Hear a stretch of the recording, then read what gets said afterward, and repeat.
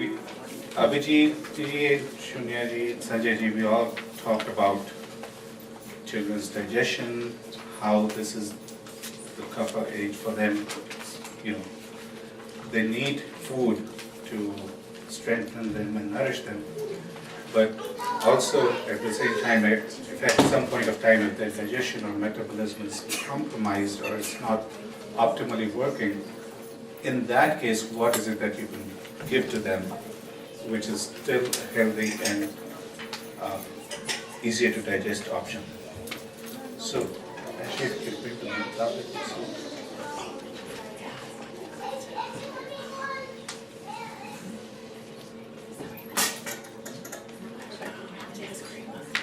So mung dal pancake,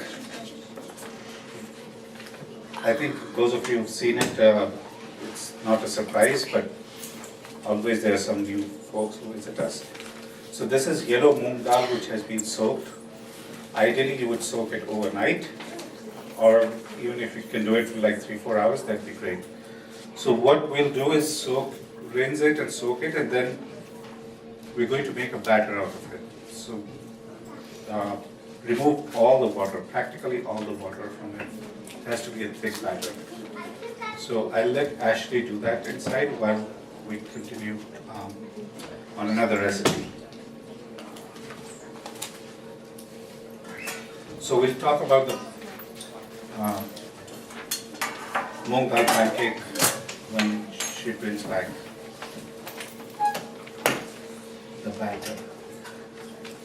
The next recipe, the sweet one that Shunya was referring to,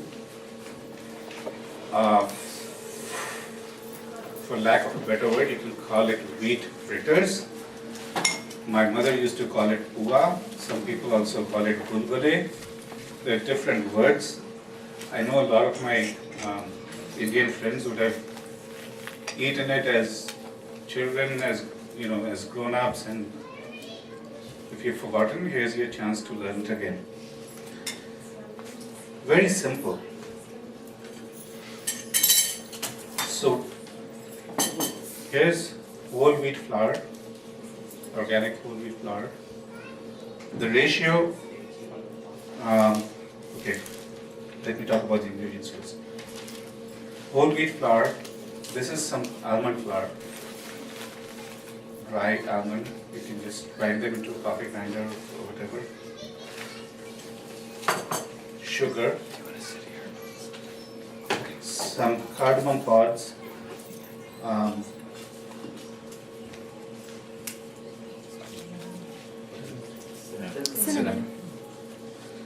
cinnamon. You can also add some saffron to it. Almond powder you will only add if your kid has good digestion. Otherwise it's slightly heavy. The qualities of wheat is it's sweet, cold, but it's very nourishing. Almond is slightly hot, but again it's heavy. Sugar again is, we all know how it is. So for the ratios, we take 1 part of whole wheat flour,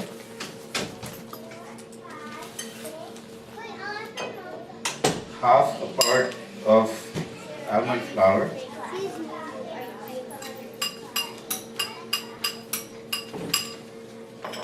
and half part sugar.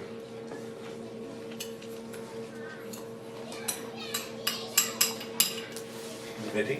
At this point, if you can get me a bigger bowl from inside. What I'm also going to add to it is some cardamom. You take the cardamom seeds,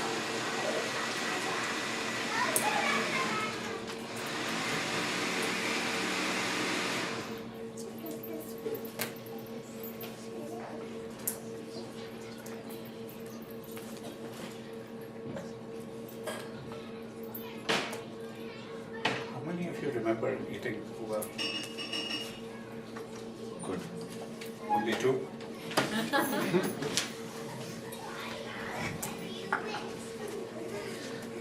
You can make them, in bigger batches.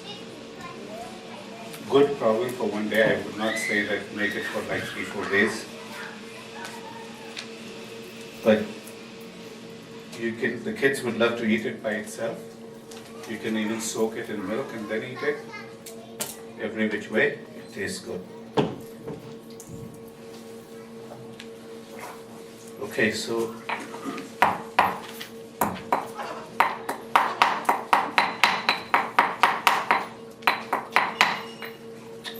thank you, Bessie.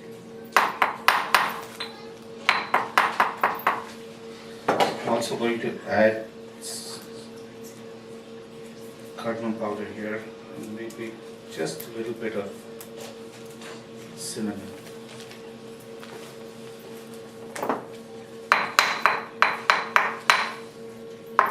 Did I say you can also add saffron? Our kitchen ran out of saffron. Let's go.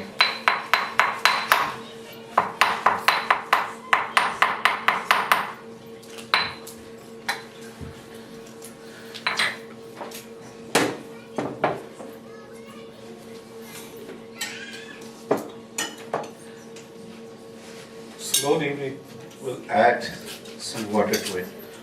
What we're going to do is make a batter, a thick batter, not like the pancake one, but thick.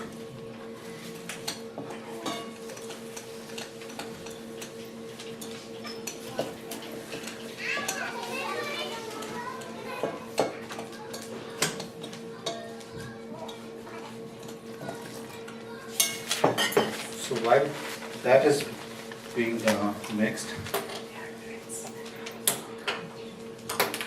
what I have here is ghee. We will fry it.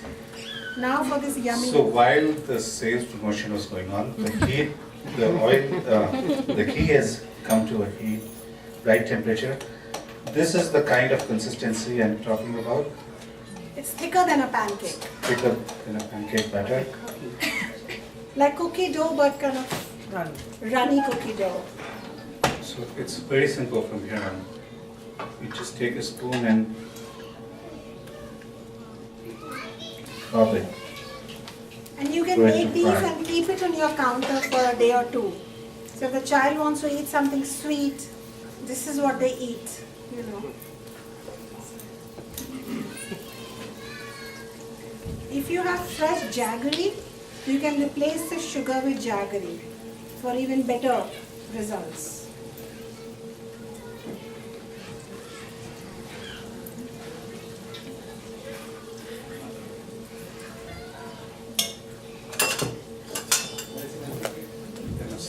Use a slotted spoon to turn them over.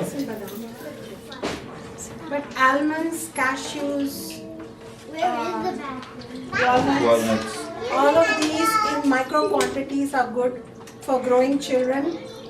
This dish is specifically recommended in the cooler months, but even in spring if they want it, you will realize it's not overly sweet, and because it has cardamom and saffron in it, your child's body will be able to break it down. And you have to turn them over one time so that they cook. You know your wheat fritters will look like. Wheat fritters. I just coined that term. Just coined the name.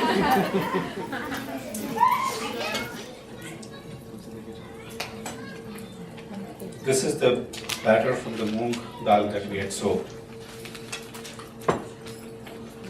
I'm going to add some. How is it, Swati? Only one each, people. It's kind of like a donut. A healthy donut. A healthy not donut. fermented. I'm going to add some ghee to it, some turmeric powder, roasted cumin powder,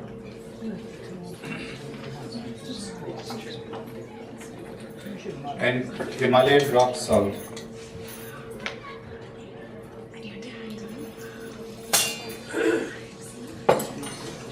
And I'm also going to add some freshly chopped cilantro, coriander.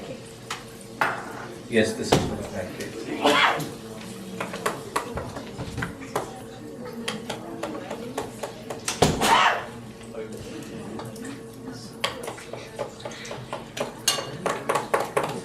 So our pancake batter is ready.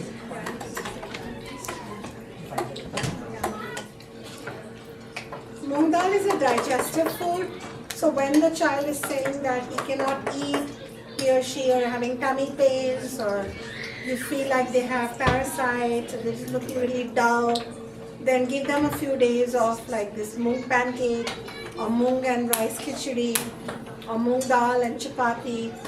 And these recipes are online, so you may have to do a little digging, but you'll find various things related to mung. And mung is a healthy dal to balance kapha and improve agni, especially by adding these spices. How do you like it? Oh, it's just If you like it, say Jai Ma.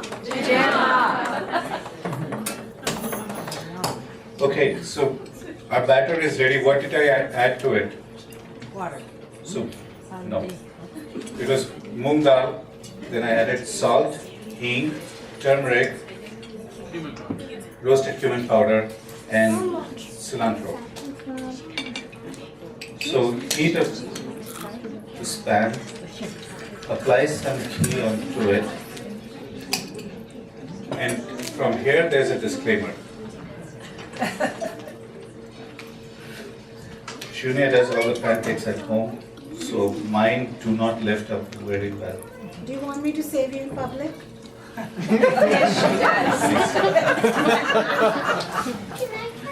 No, really, I mean, he is the cook. I have to ask him recipes, but then because of my son, I'm the one who's doing the morning. I pack his food. I will try.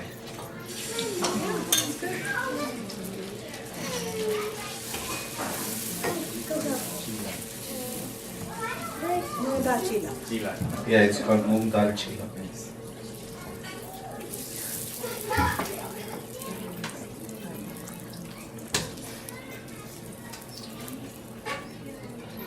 So how many of you are going to make wheat fritters tomorrow?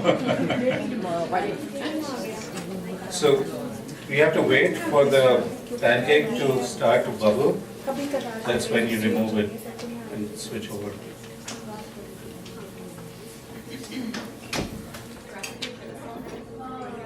So this was soaked moong dal, and you make it into a paste.